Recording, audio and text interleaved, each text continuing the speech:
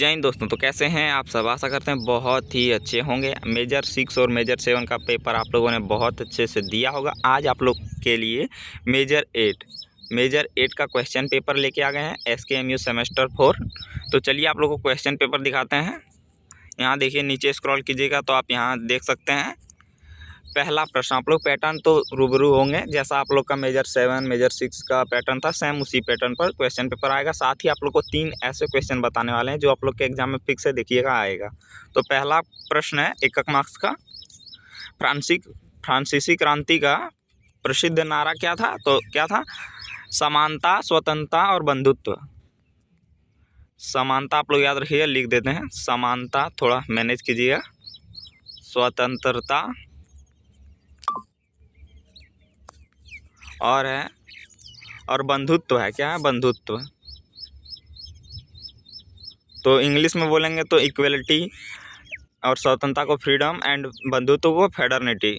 तो तीनों इसका आंसर हो जाएगा। प्रसिद्ध नारा था। आगे बढ़ते हैं क्वेश्चन नंबर 2 की ओर। नेपोलियन बोनापार्ट का जन्म कहाँ हुआ था? तो नेपोलियन बोनापार्ट का जन्म कोर्सिका में हुआ था। कहाँ हुआ था? कोर्सिका में। कोर्सिका। और शहर पूछा जाए तो कोर्सिया हुआ था, और शहर हुआ था, शहर पूछा जाए तो अजासियो।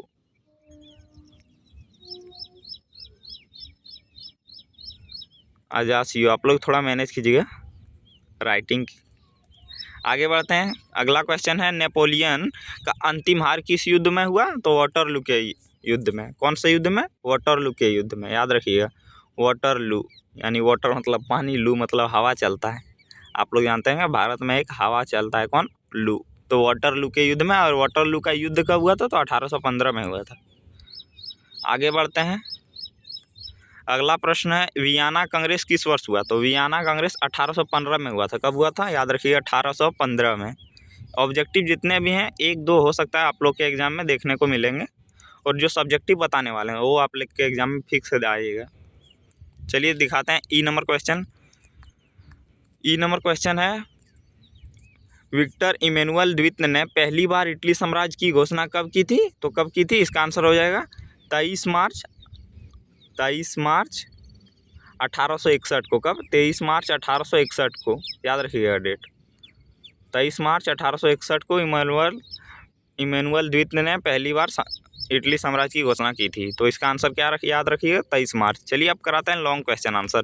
साथ में आंसर बताते चलेंगे लॉन्ग क्वेश्चन आंसर का। नीचे PDF में देखिए, फ्रांसीसी क्रांति में बुद्धिजीवियों की क्या भूमिका थी? ये क्वेश्चन कर लेना है आप लोग को। फ्रांसीसी क्रांति में बुद्धिजीवियों की भूमिका क्या है, ये क्वेश्चन नीचे कराएंगे। मेटरनिख प्रणाली विफल क्यों हुई? ये सब तो दोनों शॉर्ट क्वेश्चन करा देंगे। लॉन्ग क्वेश्चन में बताते हैं जो आप लोग के 15 मार्क्स में देखने को मिलेंगे आपके एग्जाम में। तो चलिए दिखाते हैं क्वेश्चन।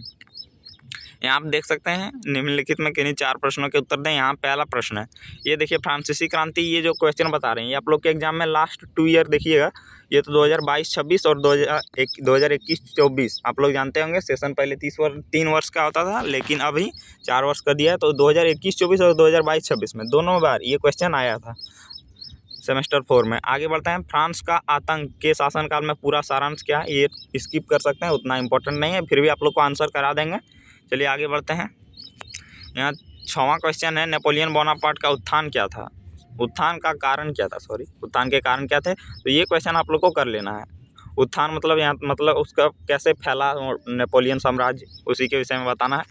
और 7वां क्वेश्चन है, वियना कांग्रेस का उद्देश्य और महत्व क्या है? ये भी उतना भी आई ना, फिर भी आप लोग को करा देंगे। आगे बढ़ते हैं। 1830 और 1848 की क्रांति की प्रकृति और महत्व की चर्चा करें। ये भी क्वेश्चन स्किप कर सकते हैं। आगे बढ़ते हैं। 9 नंबर, ये जो क्वेश्चन है आप लोग को ज़रूर से ज़रूर याद रख लेना है। जर्मनी के एकीकरण का मुख्य कारण क्या था? ये क्वेश्चन आप लोग के एग्जाम में देखने को मिलेगा। ये जो क्वेश्चन बता रहे हैं आप लोग के एग्जाम में फिक्स से आएगा। चलिए आगे बढ़ते हैं। और 10 नंबर प्रश्न है, क्रीमिया युद्ध के कारणों पर प्रकाश डालें। तो चलिए सभी का आंसर देखते हैं, यह भी क्वेश्चन कर लेंगे। तो देखिए, चलिए देखते हैं अब आंसर। थोड़ा नोटिफिकेशन बन, जो शॉर्ट क्वेश्चन थे यहाँ आप लोग को 5 मार्क्स के दिखाए थे, वही क्वेश्चन के आंसर यहाँ से शुरू होते हैं। देखिए, फ्रांसीसी क्रांति में बुद्धिजीवियों की क्या भूमिका थी? बुद्धिजीवी मतलब जिसके पास ज्ञान था उसका क्या क्या भूमिका था फ्रांसीसी क्रांति में। तो आप लोग जानते होंगे फ्रांसीसी क्रांति कब हुआ था, 1789 में। कब? 1789 में। आप लोग याद रखिए। फ्रांसीसी क्रांति में बुद्धिजीवी मतलब ज्ञानी लोग की भूमिका अत्यंत महत्वपूर्ण थी, यानी बहुत महत्वपूर्ण थी। रूसो, वोल्टेयर ये सब ज्ञानी लोग थे, और मोंटेस्क्यू जैसे महान विचारकों ने अपने लेखों और पुस्तकों के माध्यम से स्वतंत्रता, समानता और लोकतंत्र के विचार पर प्रचार किया। ऐसे ही जब वहाँ तो फ्रांस की बात हो रही है, ऐसे हम हमारे भारत में जब आज़ादी का समय काल चल रहा था तब हम कह सकते हैं तब हमारे यहाँ बुद्धिजीवी कौन कौन थे। तो एक तो महात्मा गांधी कह सकते हैं आप, दूसरा कह सकते हैं जिन्होंने स्वतंत्रता संग्राम में भाग नहीं लिया, जैसे कि डॉक्टर भीमराव अंबेडकर स्वतंत्रता संग्राम में उतने एक्टिव नहीं रहे थे, लेकिन संविधान बनाने में बहुत भूमिका दी। तो सबसे महान विचारक तो डॉक्टर भीमराव अंबेडकर ही थे। और जैसे कह सकते हैं जैसे सुभाष चंद्र बोस, नेताजी, ये सब बुद्धिजीवी थे भारत स्वतंत्रता आंदोलन के।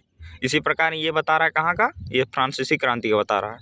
चलिए, उनमें कौन कौन से बुद्धिजीवी थे? तो रूसो थे, वोल्टेयर थे, मोंटेस्क्यू थे। आगे बढ़ते हैं। उन्होंने फ्रांस के निरंकुश राजतंत्र यानी निरंकुश मतलब क्या होता है? निरंकुश मतलब होता है जिसे दबा नहीं सकते। पादरियों और समानता को विशेष अधिकार तथा सामाजिक असमानता की कड़ी आलोचना की। रूसो ने जनसत्ता और समानता का समर्थन किया, यानी रूसो जो थे वो जो कह सकते हैं, यानी उन्होंने क्या, जनसत्ता और समानता, इक्वलिटी, यानी सभी समान हो, उन सबका समर्थन किया।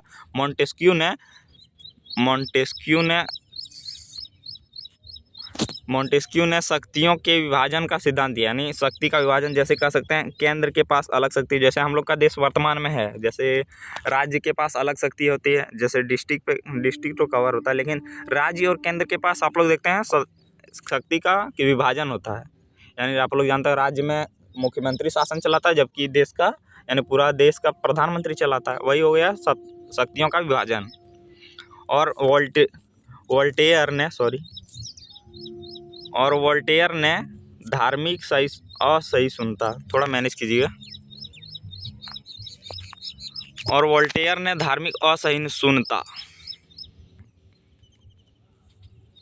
मोंटेस्क्यू यहाँ हो गया था। वोल्टेयर ने धार्मिक असहिष्णुता तथा अन्याय का विरोध किया। असहिष्णुता मतलब क्या हो गया? सभी धर्मों के प्रति अच्छा व्यवहार। सभी धर्मों के प्रति अच्छा व्यवहार ही क्या कहलाता है? सहिष्णुता। आगे बढ़ते हैं। इन विचारों ने जनता को जागरूकता पैदा की और उन्हें अत्याचार के विरुद्ध संघर्ष करने के लिए प्रेरित की। जो इन तीनों बुद्धिजीवियों ने लिखते थे, जिनके माध्यम से लोगों को प्रेरित करते थे, यानी इन्हीं के माध्यम से लोग प्रेरित हुए और जागरूक हुए। बुद्धिजीवियों ने लोगों में राष्ट्रीय चेतना, यानी राष्ट्र के प्रति प्रेम, क्रांतिकारी भावना उत्पन्न की। इस प्रकार फ्रांसीसी क्रांति ने वैचारिक पृष्ठभूमि तैयार करने में बुद्धिजीवियों की मुख्य भूमिका रही, यानी जितने भी बुद्धिजीवी लोग थे उनकी बहुत भूमिका रही। आगे बढ़ते हैं। तीसरा प्रश्न है जो आप लोग को बताए थे, मेटरनिख प्रणाली विफल क्यों हुई? तो चलिए आंसर देखते हैं। मेटरनिख प्रणाली की विफलता का मुख्य कारण उसकी दमनकारी और रूढ़िवादी स्वरूप था। दमनकारी मतलब लोगों पर दमन करता था।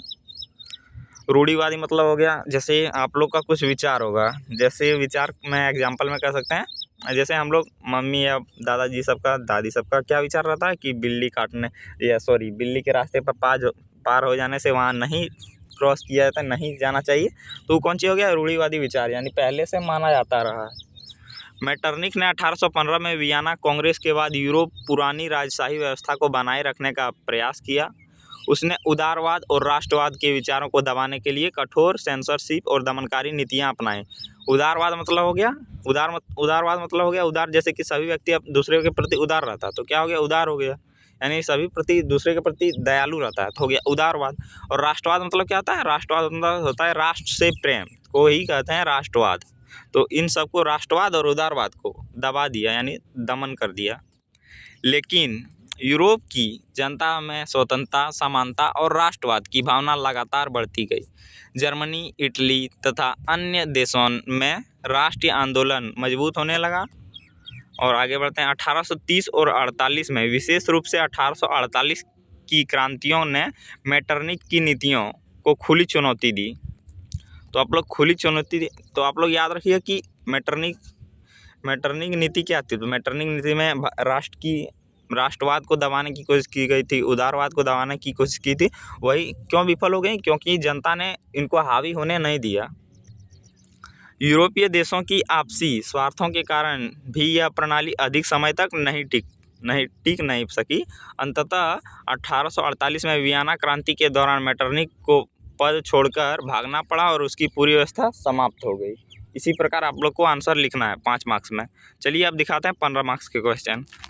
तो 15 मार्क्स के क्वेश्चन में आप देखें तो पहला क्वेश्चन क्या था? फ्रांसीसी क्रांति के मुख्य कारणों की चर्चा करें। आप लोग को एक बार वेरीफाई करा देते हैं। 4 नंबर प्रश्न देखिएगा, यहाँ क्या है? फ्रांसीसी क्रांति के मुख्य कारणों पर चर्चा करें। चलिए आंसर कराते हैं आप लोग को। यहाँ है आंसर, मुख्य कारणों पर चर्चा करें। आप देखिए आंसर मैंने देखिए किस प्रकार से एकदम पॉइंट वाइज दिया है, आप देख लीजिए पॉइंट वाइज। और लगभग आप लोगों को कितना लिखना है? आप लोग जैसे ही लिख रहे हैं लगभग कम से कम कितना लिखिए? 4 पेज लिखिए, कम से कम 4 पेज, जैसे आप लोग को बता ही देते हैं। ऐसे पेज होता है, 2 साइड का रहता है पेज, तो पेज 2 साइड का रहता है। एक पेज इधर हो गया या 2 पेज, इसी प्रकार कितना? कम से कम 4 पेज प्रयास कीजिएगा लिखने का। 4 पेज से अधिक भी आप लिख सकते हैं, तो 4 पेज कम से कम आप लोग को लिखना है। चलिए आगे बढ़ते हैं, अगला प्रश्न देखते हैं। यहाँ आप लोग को जैसा कि बताएं, फ्रांसीसी क्रांति 1789 में हुई थी, तो आप लोग को बताएं 1789 में यह विश्व इतिहास की सबसे महत्वपूर्ण घटनाओं में से एक मानी जाती है। यानी जितने विश्व इतिहास वर्ल्ड हिस्ट्री पढ़ेंगे तो ये सबसे अधिक लोकप्रिय है। इसके पीछे कई राजनीतिक, सामाजिक, आर्थिक और बौद्धिक कारण थे। तो चलिए देखते हैं कौन कौन से कारण थे। तो सबसे पहला कारण फ्रांस का निरंकुश राजशाही था। राजा लुई 16वां अयोग्य और कमज़ोर शासक था। जो राजा वहाँ का था फ्रांस का, वो कौन? लुई 16वां था, और जो अयोग्य था यानी कोई कार्य में डिसीजन लेने के लिए उतना सशक्त नहीं था, कमज़ोर शासक था। राजदरबार में अत्यधिक विलासिता मतलब क्या हो गया? पूरा रईसी जीवन और भ्रष्टाचार था। जनता की समस्याओं पर कोई ध्यान नहीं दिया जाता था। रानी मेरी एंटोनेट भी फिजूल खर्ची के लिए बदनाम थी। यानी जो रानी वहाँ की थी, तो रानी लुई 16वां की पत्नी तो कौन थी? मेरी एंटोनेट।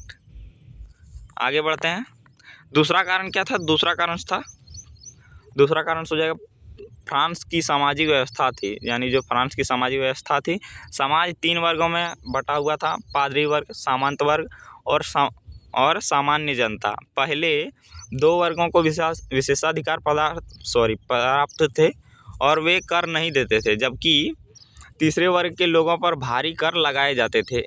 इससे जनता में असंतोष बढ़ता गया। जैसे आप लोग ये क्लास 9 में पढ़े होंगे, फ्रांसीसी क्रांति क्लास 9 में पढ़े होंगे। पादरी वर्ग जो राजा के संबंधी होते थे, वो राजा के संबंधी होते थे, और जो सामंत वर्ग होते थे ये अमीर लोग होते थे। कौन होते थे? अमीर लोग। इन दोनों से कर नहीं लिया था, जबकि जो भी सामान्य लोग होते थे उनसे कर लिया जाता था। चलिए आगे अगला पॉइंट देखते हैं। तीसरा कारण तक क्या था? तो पहला सामाजिक व्यवस्था बताएं, दूसरा बताएं कि जनता में असंतोष था, और तीसरा कारण हो जाएगा, तीसरा कारण आर्थिक संकट था। फ्रांस लगातार युद्धों और राजकीय खर्चों के कारण कर्ज में डूब गया था और अमेरिकी स्वतंत्रता संग्राम में सहायता देने से आर्थिक स्थिति और ख़राब हो गई थी। करों का बोझ गरीब जनता पर डाल दिया गया। खाद्यान्न की कमी और महंगाई के कारण जनता का जीवन कठिन हो गया। तो यह भी एक कारण था, आर्थिक संकट। चौथा कारण बुद्धिजीवियों का प्रभाव था।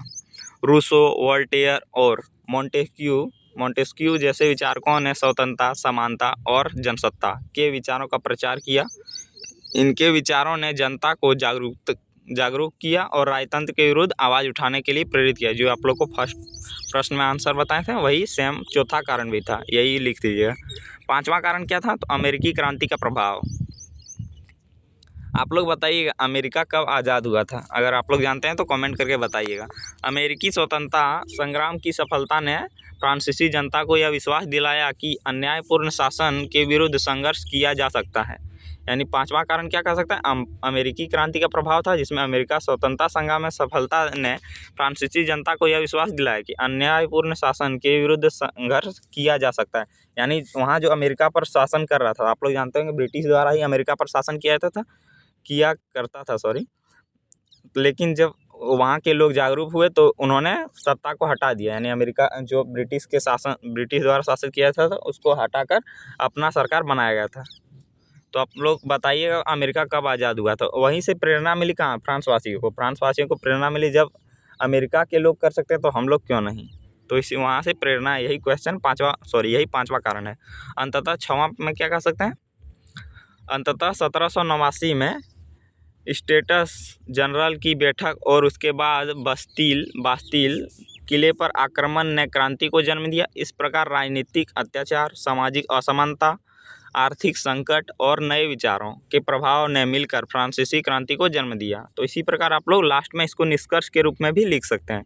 चलिए अब आगे बढ़ते हैं। पांचवा प्रश्न, ये क्वेश्चन छोड़ देते हैं, स्किप कर देते हैं। आप लोग एक बार पढ़ लीजिएगा, धीरे धीरे स्क्रॉल कर रहे हैं, एक बार पढ़ लीजिए ताकि क्वेश्चन ऐसा पूछा जाए तो आप लोग आसानी से बना लें। धीरे धीरे कर रहे हैं स्क्रॉल, तो आप लोग देख लीजिएगा। यहाँ 6वां प्रश्न देखिएगा, ये प्रश्न भी आई है। नेपोलियन बोनापार्ट प्रश्न है, नेपोलियन बोनापार्ट का उत्थान मतलब कैसे ही पूरा क्षेत्र में इसका प्रभाव फैला, तो उत्थान का क्या कारण था? तो चलिए बताते हैं। यहाँ देखते हैं पहला प्रश्न, नेपोलियन बोनापार्ट फ्रांस का महान सेनापति और शासक था। जो नेपोलियन बोनापार्ट था वो फ्रांस का महान शासक और सेनापति दोनों था। फ्रांसीसी क्रांति के बाद उसकी प्रतिभा और नेतृत्व क्षमता के कारण उसकी तेजी से उत्थान हुआ। जो नेपोलियन बोनापार्ट के पास जो क्षमता था उसी के कारण उसका उत्थान हुआ है। उसका उत्थान के पीछे कई महत्वपूर्ण कारण भी थे। चलिए देखते हैं कौन कौन कारण थे। सबसे पहला कारण था उसकी सैन्य प्रतिभा, यानी उसके पास बहुत अच्छा सैन्य कौशल था, यानी स्किल था। नेपोलियन एक कुशल और साहसी सेना नायक था। उसने इटली और मिस्र के युद्ध में अपनी योग्यता साबित की थी, यानी उन्होंने इटली और मिस्र के युद्धों में अपनी योग्यता दिखाई थी। उसकी विजय ने उसे जनता और सेना दोनों में लोकप्रिय बनाई। तो ये आप लोग समझ गए होंगे। चलिए आगे पॉइंट देखते हैं। दूसरा कारण, फ्रांस की राजनीतिक अस्थिरता, यानी जो आप लोग को बताएं ऊपर, फ्रांस की राजनीति में आर्थिक संकट था, राजनीतिक अविचार था, सामाजिक अव्यवस्था था। इस सब के अस्थिरता के कारण फ्रांसीसी क्रांति के बाद फ्रांस में लगातार अशांति और अव्यवस्था बनी हुई थी। डायरेक्टरी शासन कमज़ोर और भ्रष्ट था। जनता एक मजबूत और स्थिर नेतृत्व चाहती थी। नेपोलियन ने इन अवसर का लाभ उठाया, यानी फ्रांस का, जैसे कि आप लोग को बताएं, जैसे वो बहुत कष्ट था तो ऐसे जनता क्या चाहती थी? तो स्वतंत्रता चाहती थी। तो नेपोलियन इस अवसर का बहुत अच्छा लाभ उठाया कि एक नेतृत्वकर्ता भी चाहिए और मैं महान हूँ, वैसे सोचता होगा नेपोलियन बोनापार्ट। तो उन्होंने वह अवसर का फ़ायदा उठाया। चलिए अगला पॉइंट देखते हैं। तीसरा कारण क्या कह सकते हैं? उसकी महत्वाकांक्षा और नेतृत्व क्षमता थी।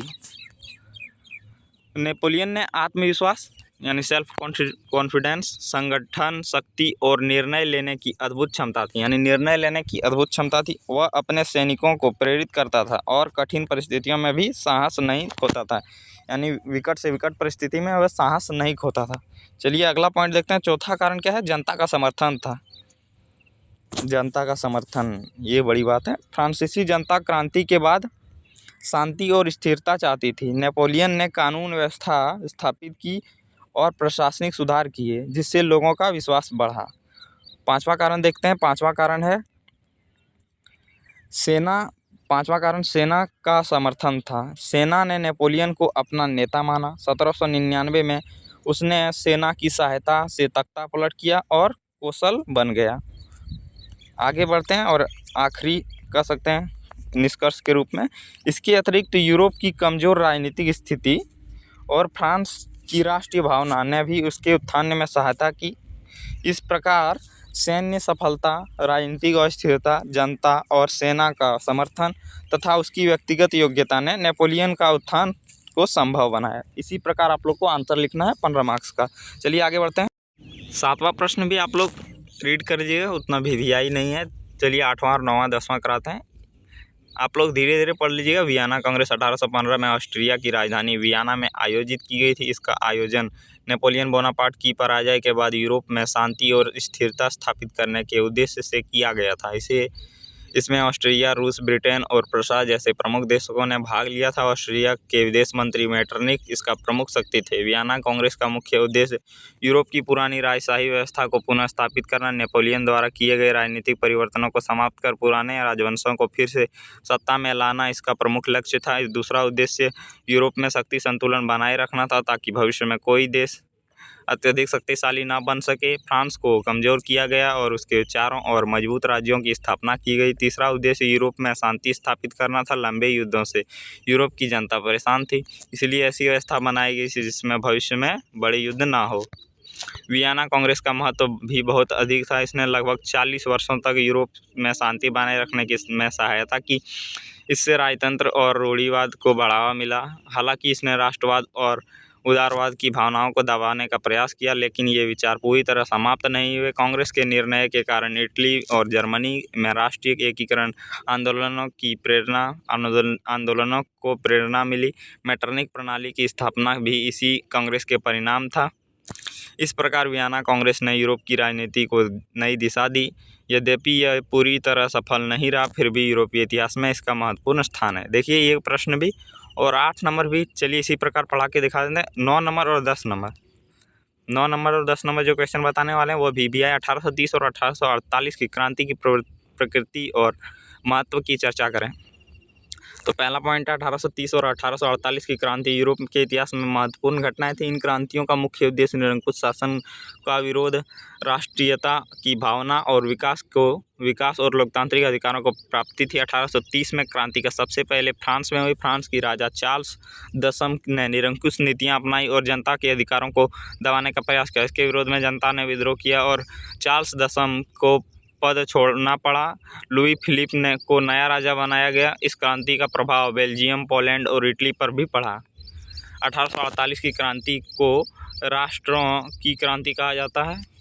यह फ्रांस से शुरू होकर जर्मनी, इटली, ऑस्ट्रिया और हंगरी तक फैल गई। जनता राजनीतिक अधिकार और संविधान और राष्ट्रीय स्वतंत्रता की मांग कर रही थी। मजदूर और मध्यम वर्ग भी इस आंदोलन में शामिल हुए। इन क्रांतियों की प्रकृति उदारवादी और राष्ट्रवादी थी।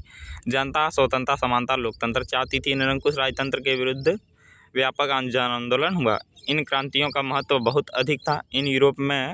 इनसे यूरोप में लोकतंत्र और राष्ट्रीयता की भावना मजबूत हुई। फ्रांस में गणतंत्र की स्थापना हुई। जर्मनी और इटली एकीकरण आंदोलनों को प्रेरणा मिली। किसानों और मजदूरों में राजनीतिक चेतना बढ़ी। हालांकि कई स्थानों पर ये क्रांतियाँ असफल रही, लेकिन इन्होंने यूरोप में राजनीति को बदल दिया। राजाओं को जनता की मांगों पर ध्यान देना पड़ा और संवैधानिक शासन की दिशा में कदम बढ़े। इस प्रकार 1830 और 1848 की क्रांतियों का आधुनिक यूरोप में लोकतंत्र, राष्ट्रवाद और स्वतंत्रता की स्थापना की दिशा में महत्वपूर्ण मील का पत्थर साबित हुई। यहाँ 9वां प्रश्न जो बता रहे हैं ये बहुत VBI है, आप लोग के एग्जाम में देखने को मिल सकता है ये क्वेश्चन। तो जर्मनी के एकीकरण का मुख्य कारण क्या था, तो चलिए देखते हैं। जर्मनी का एकीकरण 19वीं शताब्दी का एक महत्वपूर्ण घटना था। पहले जर्मनी अनेक छोटे छोटे राज्यों में विभाजित था। राष्ट्रवाद की भावना, राष्ट्रवाद मतलब बताएं देश से प्रेम ही क्या कहलाता है, तो राष्ट्रवाद कहलाता है। राष्ट्रवाद की भावना और राजनीतिक परिस्थितियों के कारण जर्मनी का एकीकरण संभव हुआ। यानी जैसा कि आप लोग जानते होंगे जर्मनी बहुत सारे क्षेत्रों में विभाजित था, उन्हीं को सबको समेट दिया मतलब एकीकरण कर दिया। तो सबसे पहला कारण क्या था, राष्ट्रवाद की भावना यानी राष्ट्र के प्रेम। फ्रांसीसी क्रांति और नेपोलियन के प्रभाव से जर्मन लोगों में राष्ट्रीय एकता की भावना जागृत हुई। लोग एक संयुक्त जर्मन राष्ट्र बनाना चाहते थे। यानी लोग एक संयुक्त राष्ट्र मतलब जैसे भारत, आप लोग जानते होंगे भारत पहले विभिन्न क्षेत्रों में दूसरे राज्य सियासतों में विभाजित था, लेकिन सरदार वल्लभ भाई पटेल आप लोग जानते होंगे, उन्होंने जितने भी सियासती राज्य थे उन सबको क्या किया, भारत में मिला दिया। सैन्य शक्ति से, प्रभाव से इन सब से मिला दिया था, आप लोग जानते भी होंगे। दूसरा कारण आर्थिक एकता थी। प्रशा के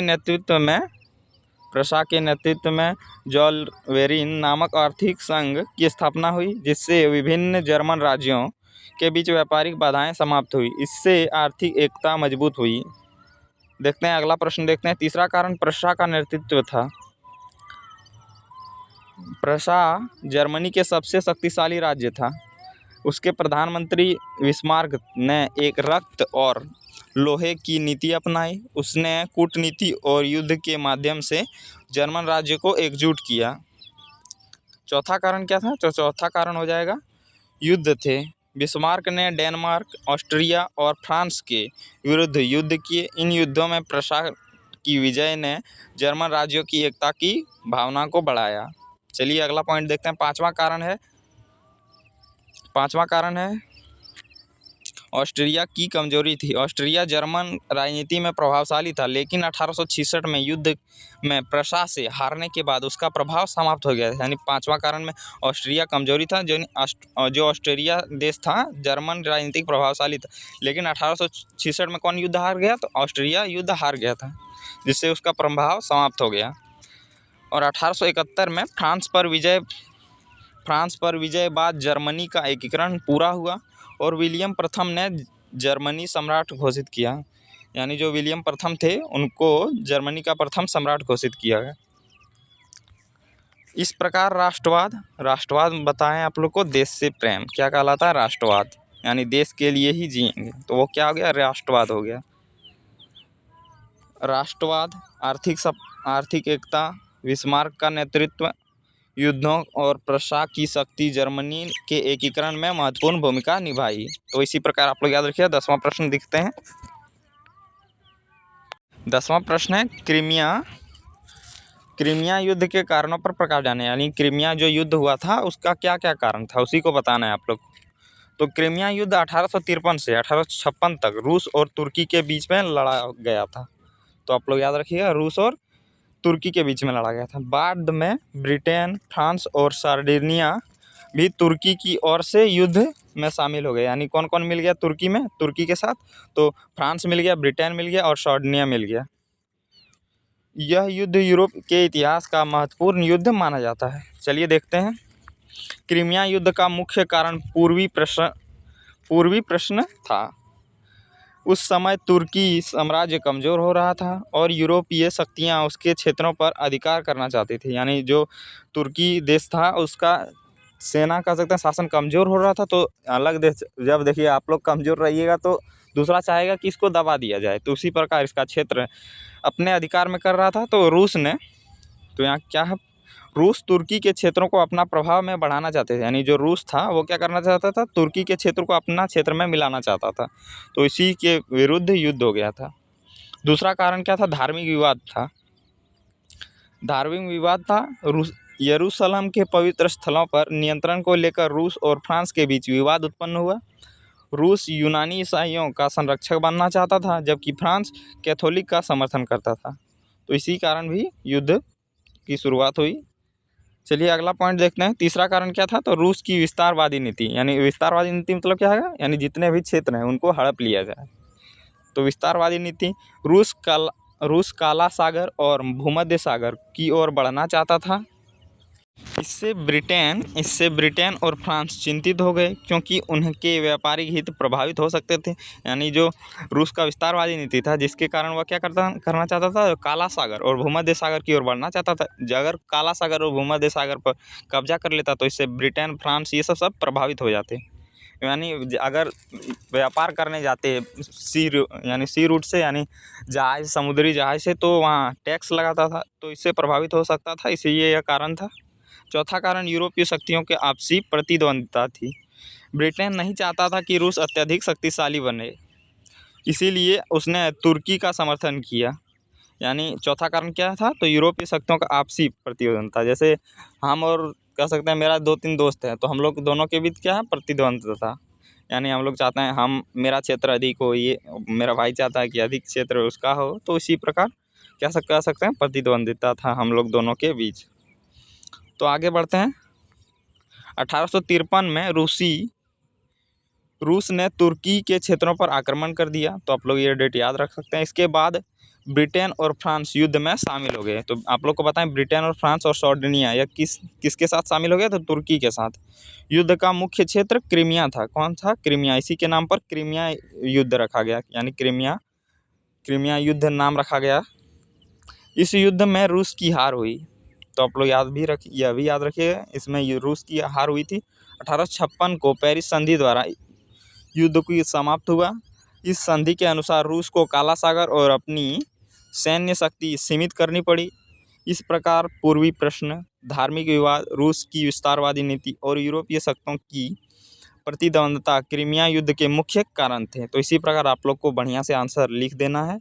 जैसा आप लोग को बताएं, आप लोग प्रयास कीजिएगा कि प्रश्न कैसा आप लोग को लिखना है। तो आप लोग को प्रयास करना है कि लिखना है पॉइंट वाइज पॉइंट, ताकि आंसर देखने में अच्छा लगे। तो मिलते हैं अगली वीडियो में। आप हमारे चैनल को सब्सक्राइब कर सकते हैं। तो जय हिंद।